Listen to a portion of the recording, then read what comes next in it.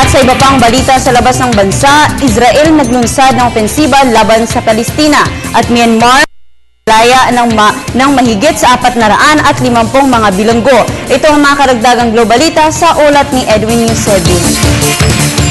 Naglunsad ng Israel ng malawagang opensiba sa mga militanteng Palestinians. Napatay sa naturang pag-atake ang military ng Hamas guerrillas.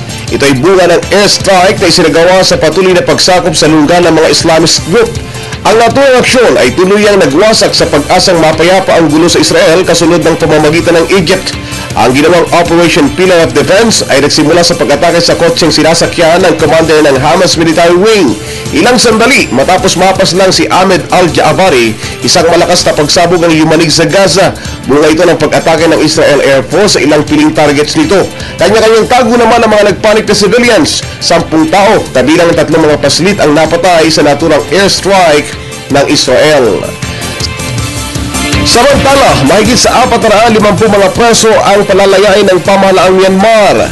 Layunin nitong itaguyod umano ang relasyong bilateral at goodwill. Ito ay para bigyan ng pagkakataon at pagbabagong buhay ang ayon ito sa Myanmar Home Ministry. Nataon naman ang amnestiya sa nalalapit na pagbisita ni US President Barack Obama sa Myanmar. Unang iginiit ang Estados Unidos na palayain muna ang mga political prisoners. Ito ay bago ang mga economic rewards na itutulong ng Amerika sa Myanmar. Unang pinatawan ng US sanctions ang Myanmar dahil sa military junta nito. Gayunman, ang pagkakahalal sa democracy leader Aung San Suu Kyi sa parlamento ng Myanmar noong Abril ay nakatulong sa pagbabago ng sistemang politikal ng Myanmar. Para sa Telebisyon ng Bayan, Edwin Eusebio.